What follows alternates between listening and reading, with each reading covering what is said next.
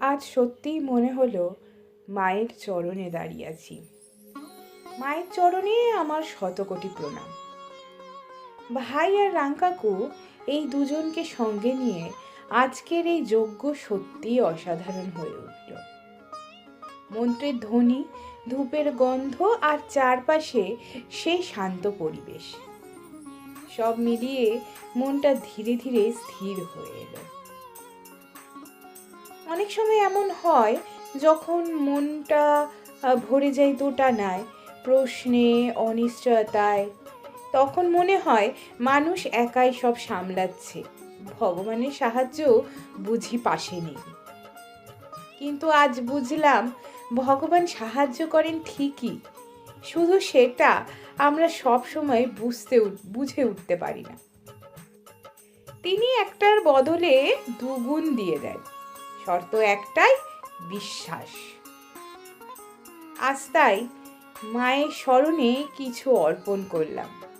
আমি জানি ভগবানের কাছে যা কিছু অর্পণ করি সবই তুচ্ছ। আমার ক্ষমতা, আমার ইচ্ছা, আমার কষ্ট সব খুব ছোট তার সামনে। তবুও মনের কথা রেখে এলাম, কারণ তিনি তো অন্তর্যামী, বলতে না পারা কথাগুলো তিনি বোঝেন। আজ এই যজ্ঞের মাধ্যমে সব দায়িত্ব, সব দুশ্চিন্তা আমি তার হাতেই ছেড়ে দিলাম। ভালো রাখার দায়িত্ব এখন তার।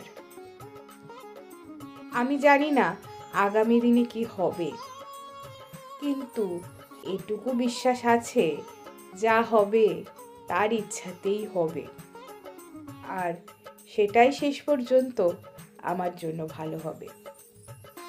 মা, তোমার চরণে এটুকুই প্রার্থনা, আমাকে সঠিক পথে রেখো, মনটাকে শান্ত রেখো, আর বিশ্বাসটুকু কখনো হারতে দিও না।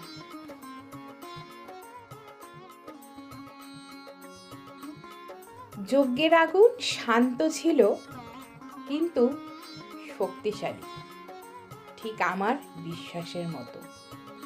অর্পণ ছোট হলেও ভরসাটা পুরোপুরি তার হাতে। তাই জয় মা সরস্বতী। খুব ভালো রেখো সবাইকে, সুস্থ রেখো, আর সবাইকে ভালো রেখো। যজ্ঞের শেষে দধিকর্মা দিয়ে আমাদের যজ্ঞের সমাপন ঘটেছে।